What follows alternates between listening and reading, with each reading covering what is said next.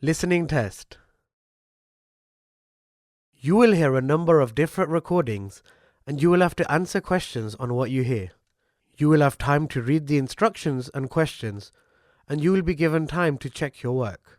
All the recordings will be played once only. The test is in 4 parts.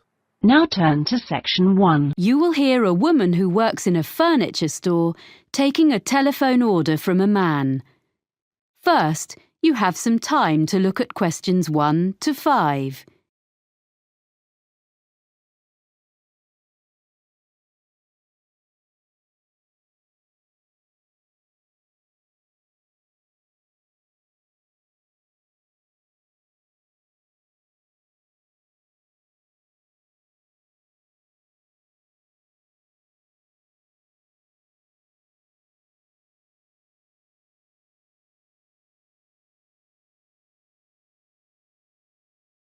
You will see that there is an example that has been done for you. On this occasion only, the conversation relating to this will be played first. Good afternoon, Megaquip. This is Sally speaking. How may I help you? Oh, hello. I'd like to order some items from your catalogue. Yes, are you an existing customer? No, I've only just moved here from South Africa, but I picked up your winter catalogue in the city centre yesterday. Fine. The winter catalogue is our current one. As you're a new customer, I need to take a few details from you. The customer is using the winter catalogue, so winter has been written in the space. Now we shall begin.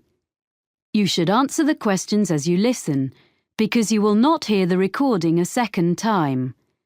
Listen carefully and answer questions 1 to 5. Good afternoon, Megaquip. This is Sally speaking. How may I help you? Oh, hello. I'd like to order some items from your catalogue. Yes, are you an existing customer? No, I've only just moved here from South Africa, but I picked up your winter catalogue in the city centre yesterday. Fine. The winter catalogue is our current one. As you're a new customer, I need to take a few details from you. Sure. Your name is? Oscar Greening. That's Oscar with a K. Oskar? Yes. Greening. And your address? York Terrace. Here in the city? Yes. What number? It's a flat, number 52C. C. Got that. And would that be the same address for delivery? No, actually, I'm out all day, but my neighbour can take delivery at number 5 York Avenue. It's just round the corner. Okay, fine. Number 5. I've got that. And will you be paying by debit card or credit card? Well, I don't have any cards yet. I'll have some shortly, but I want these things this week, if possible. Could I come to the store and pay cash in advance? Well, I guess so. I'll make a note. I'm afraid that payment method doesn't entitle you to a discount. No, I didn't expect one for that. But what about my address? It says on the cover of the catalogue... Oh, yes, you're right. Of course, York Terrace is within the city, so you get free delivery and 5% discount on your order. Oh, good. Before you hear the rest of the conversation, you have some time to look at questions 6 to 10.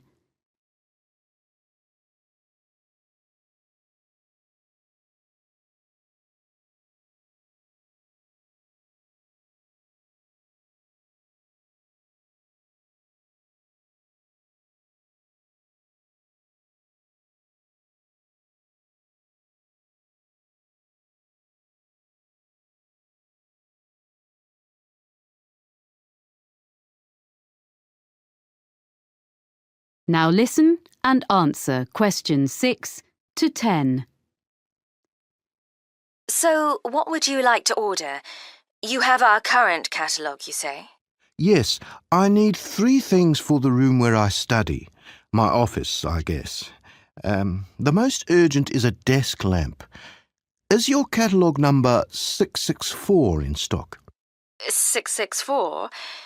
That's, not home office. It's in the living section of the catalogue. It is. I want a small one that clips onto the edge of the desk. Yes, no problem. In which colour? I'd like the greyish-coloured one, please. Oh, you mean the shade we call slate. Yes, it's a nice colour. And I wondered, could I get that when I come in to pay, rather than waiting for delivery? I really need to be able to read at night, and the lights in this flat are useless.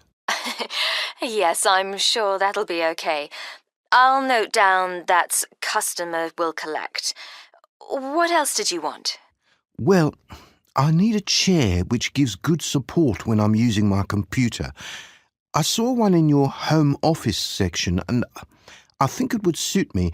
It's on page 45, item number 129. Yes. And it's fully adjustable, isn't it? Let me see. Height, yes. Back, yes.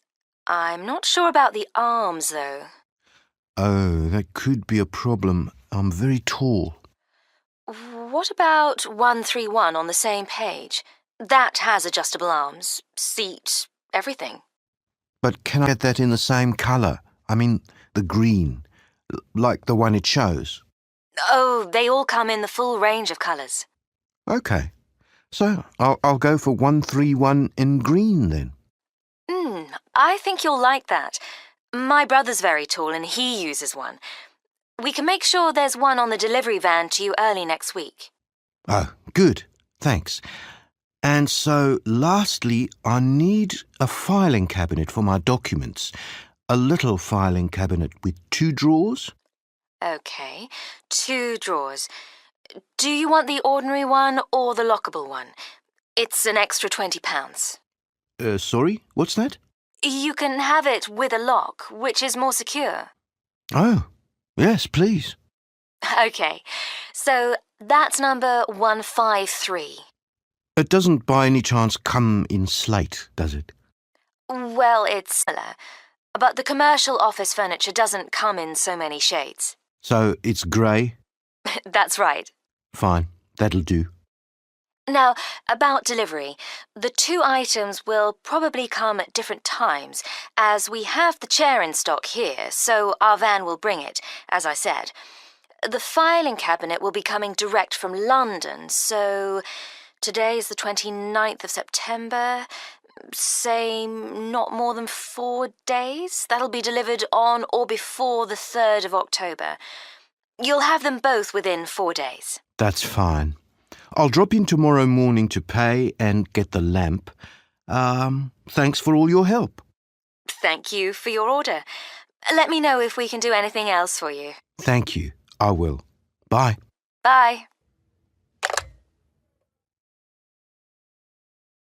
That is the end of section 1. You now have half a minute to check your answers.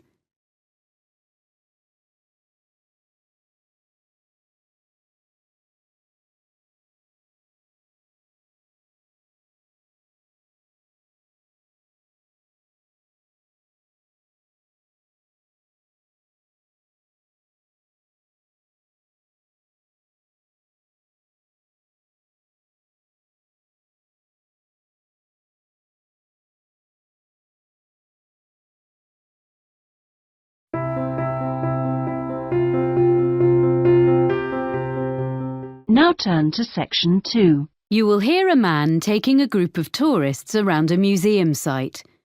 First, you have some time to look at questions 11 to 14.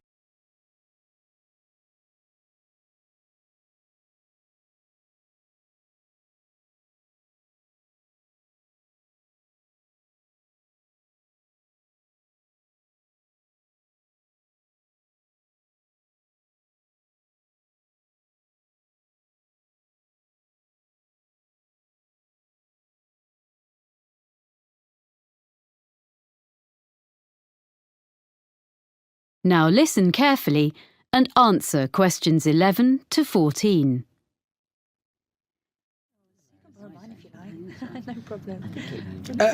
Welcome to Brampton Museum. I'm going to tell you a little bit about the museum first and then show you round. As you can see, Brampton is an open-air museum.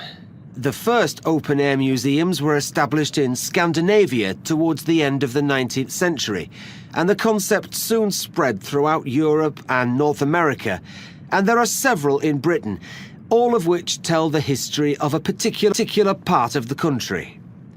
Brampton focuses on life during the 19th century. The site was chosen because there were already some historic 19th century buildings here, and others have been dismantled in different parts of the region and rebuilt on the site. This hadn't been attempted before in these parts, so we're very proud of what we have here. All of the buildings are filled with furniture, machinery and objects. You may be able to see these in other museums, but not in their original settings. What also sets Brampton apart from other museums is that the story of the exhibits is told not by labels, but by costumed staff like myself. I look after sheep, cows and hens, which are much the same as those you see on modern farms, but I use traditional methods to care for them. You will also be able to see a blacksmith and a printer, as well as other craftspeople. If you talk to them, you'll be able to find out what life was really like 150 years ago. Our programme of activities during the year has guided walks, an agricultural fair, and all the other events you would expect a museum to have. But remember, here you experience them in the real surroundings. The site is divided into different areas. The main building contains our High Street, which is a street of 19th century shops, offices and some homes. There's a stationer's shop which sells a range of specially selected cards, prints and copies of Victorian stationery, all available for purchase by visitors. Upstairs, in the same building, a printer demonstrates the production of posters, business cards and advertising material. Across the street from the stationer's is a clothes shop, and there's a baker's where you can watch a demonstration of someone making bread, cakes and pastries. We also have a sweet shop, which has old-fashioned sweets for sale. Vintage trams travel along from one end of the street to the other, carrying visitors on their journey into the past. We will also be visiting the farm and taking a ride on a steam train. Of course, the main form of transport in those days was the horse, and you can watch horses being exercised in the old stables. This part of Britain was famous for coal mining, and on the site we have part of a mine which opened in 1860 and was worked for over 100 years before closing in 1963. Visitors can put on a hard hat and take a guided tour underground to see how coal was worked and to experience the working conditions in the early 1900s. Before you hear the rest of the talk, you have some time to look at questions 15 to 20.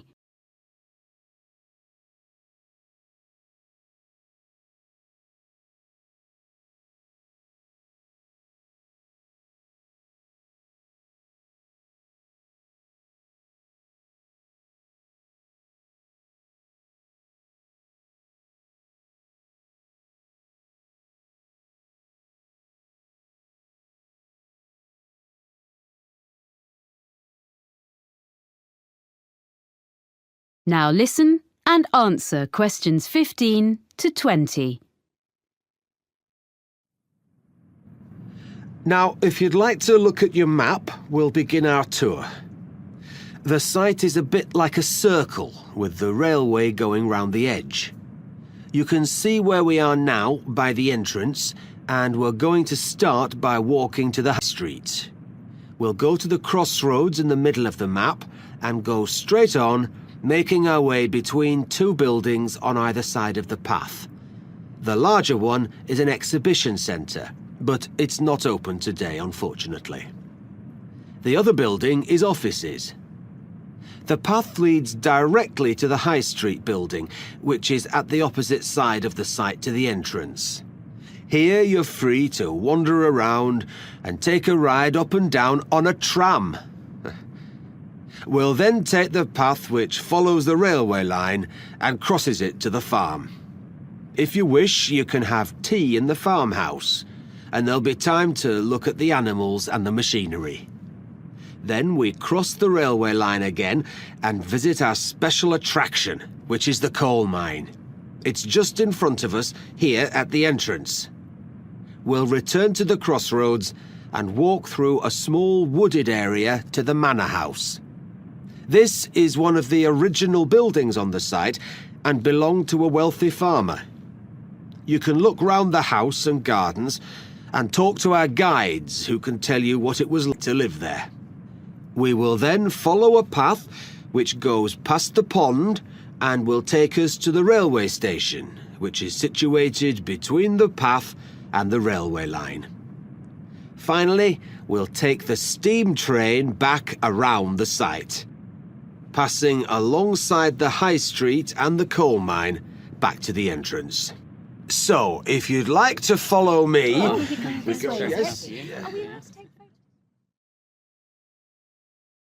That is the end of section 2. You now have half a minute to check your answers.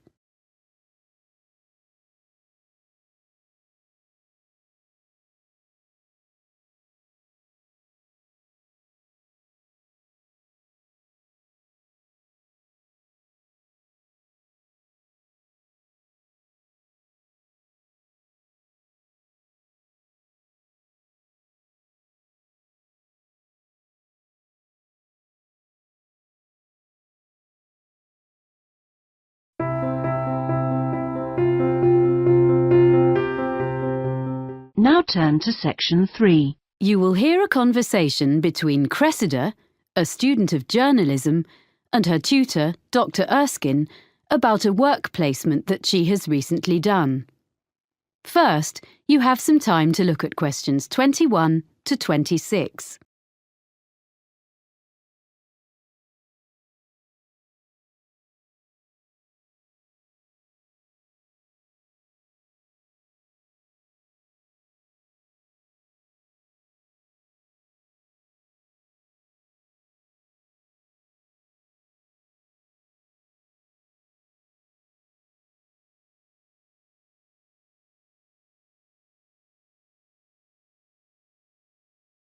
Now listen carefully and answer questions 21 to 26.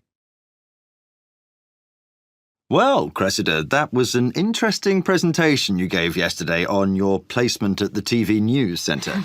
Thank you, Dr. Erskine. I did work hard on it. Yes, and you did entertain the class. They enjoyed your humour, but you informed them too. But I felt there was a bit of a backstory. You know, something you weren't telling us. So how was it really? Yeah, well, I learned a lot, as I said. Mm-hmm. But I think some of the lessons weren't ones I wanted to share with the whole group. Ah. I mean, my expectations about what it would be like were too high. I'd been fantasising a bit about what I'd be doing. I mean, it all worked out okay in the end. But I got off to a bad start. Yes, I heard something similar from the producer, Ainsley Webb, who assessed your performance. He was quite negative about some of the things you did and your initial attitude, I'm afraid. Would you like to give me your version? I didn't prepare properly is the main thing. On my first morning, I hadn't checked my commuting route properly. And I didn't notice that it says the buses don't start till 6. I had to run all the way to the studio, but I was still late, and I looked a mess. Well, better at this stage of your career than later. To be honest, I made the same kind of mistakes when I was your age. But Anyway, as I say, I think the presentation yesterday went extremely well, and I will bear that in mind when I grade your work experience overall. Thank you for being so understanding. Right. Now, have you completed your diary of what you did there? Professor Jenkins hasn't received it, he says. Yes, I have finished it, but I wanted to just tidy it up a bit. Some of it was written in a bit of a hurry.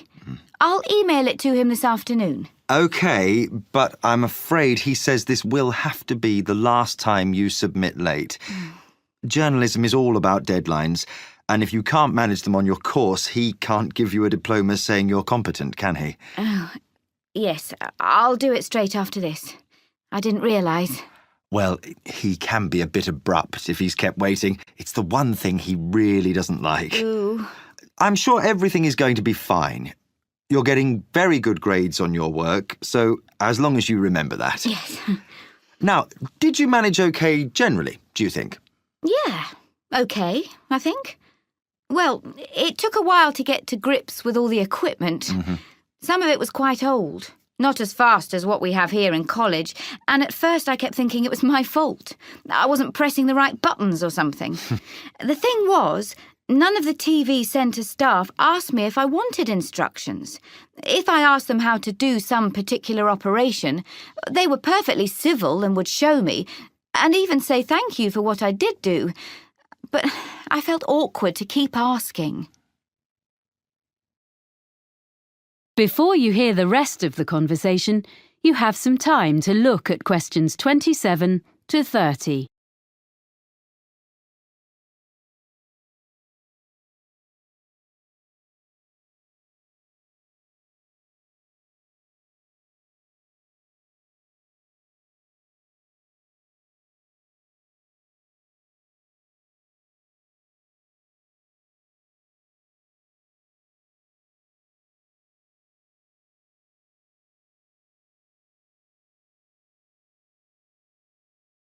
Now listen and answer questions 27 to 30.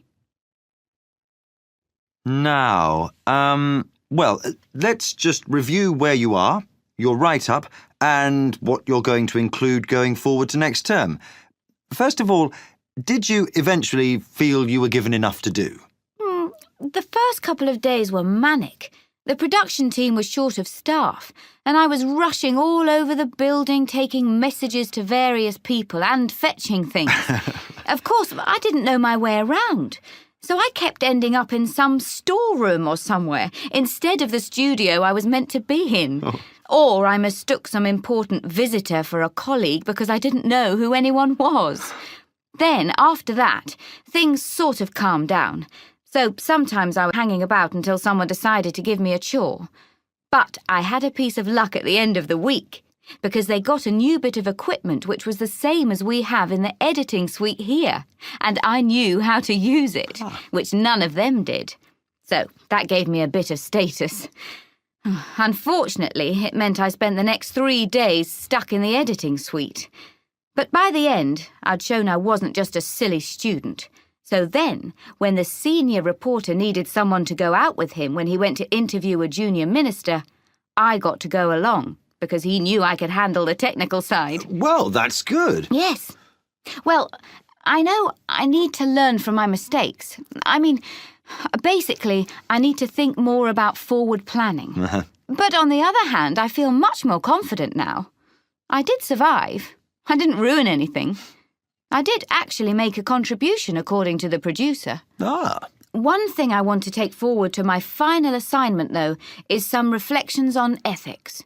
Yes? I had a bit of an argument with one of the senior presenters.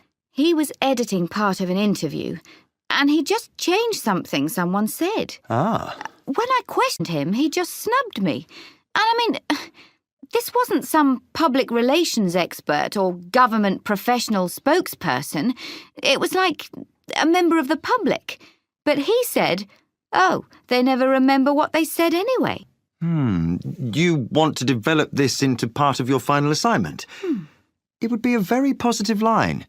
I can give you some references. Oh, thanks. That would be great. That is the end of section 3. You now have half a minute to check your answers.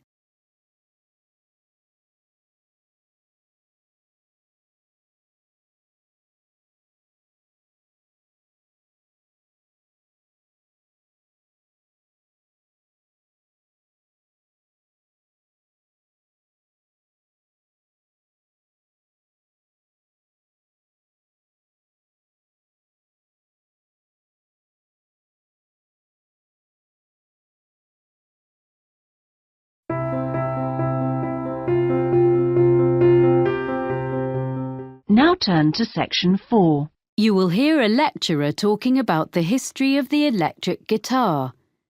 First, you have some time to look at questions 31 to 40.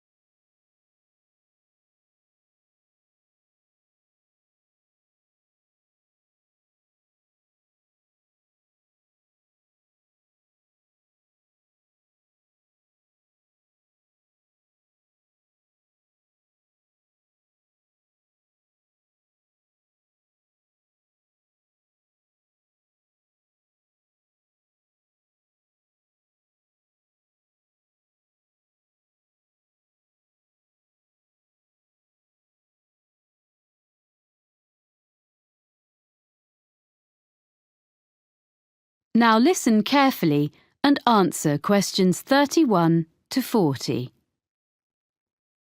During today's lecture in this series about the history of popular music, I'm going to look at the different stages the electric guitar went through before we ended up with the instrument we know so well today.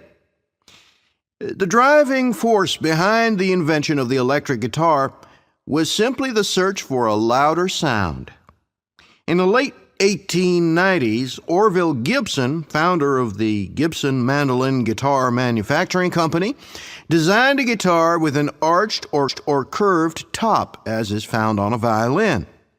This made it both stronger and louder than earlier designs, but it was still hard to hear amongst other louder instruments. During the 1920s, with the beginnings of big band music, commercial radio, and the rise of the recording industry, the need to increase the volume of the guitar became even more important. Around 1925, John Dappiera came up with a solution.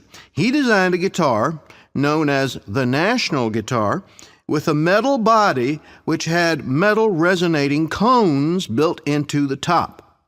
It produced a brash tone, which became popular with guitarists who played blues, but was unsuitable for many other types of music. Another way of increasing the volume was thought of in the 1930s. The C.F. Martin Company became known for its Dreadnought, a large, flat-top acoustic guitar that used steel strings instead of the traditional gut ones.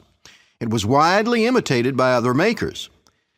These mechanical fixes helped, but only up to a point. So guitarists began to look at the possibilities offered by the new field of electronic amplification.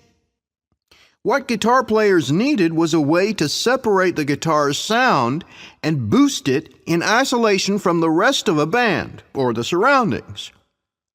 Guitar makers and players began experimenting with electrical pickups, which are the main means of amplification used today. The first successful one was invented in 1931 by George Beecham. He introduced to the market a guitar known as the frying pan, because the playing area consisted of a small round disc. The guitar was hollow and was made of aluminum and steel. He amplified the sound by using a pair of horseshoe-shaped magnets. It was the first commercially successful electric guitar. So by the mid-1930s, an entirely new kind of sound was born. Yet along with its benefits, the new technology brought problems. The traditional hollow body of a guitar caused distortion and feedback when combined with electromagnetic pickups. Musicians and manufacturers realized that a new kind of guitar should be designed from scratch with amplification in mind. In 1935, Adolf Rickenbacker produced a guitar which took his name, the Rickenbacker Electro-Spanish. It was the first guitar produced in plastic, which, because of its weight, vibrated less readily than wood. It eliminated the problems of earlier versions, which were plagued by acoustic feedback. The Electro-Spanish had its own problems, however, because it was very heavy, smaller than other guitars of the period, and was quite awkward to play. Developments continued, and in 1941, Les Paul made a guitar which he called the Log, and true to its name, it was totally solid. All previous guitars had been hollow or partly hollow. It looked slightly strange, but the next step had been made towards the modern electric guitar. The first guitar successfully produced in large numbers was made in 1950 by Leo Fender. His Spanish-style electric guitar, known as a Fender Broadcaster, had a bolt-on neck. It was initially criticized by competitors as being very simple and lacking in craftsmanship, yet it was immediately successful and was particularly suited to mass production, spurring other guitar companies to follow Fender's lead. In 1951, Leo Fender revolutionized the music world yet again when he produced an electric bass guitar. This was the first commercially successful bass model to be played like a guitar. It was easier for players to hit an exact note. That's why it was called the Precision. Although there had already been electric stand-up basses, this was much more portable.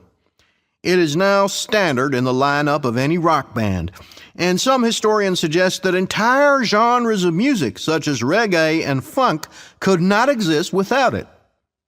In 1952, the Gibson Company became Fender's first major competitor when Ted McCarty created the Gibson Les Paul guitar. It was distinctive because it was colored gold. The reason for this was to disguise the fact that it was made from two different kinds of wood. In 1954, Leo Fender responded to this successful instrument by introducing the Fender Stratocaster. It is easily identified by its double cutaway design and 3 pickups. This model may be the most influential electric guitar ever produced. The modern guitar as we know it was here to stay. That is the end of section 4. You now have half a minute to check your answers.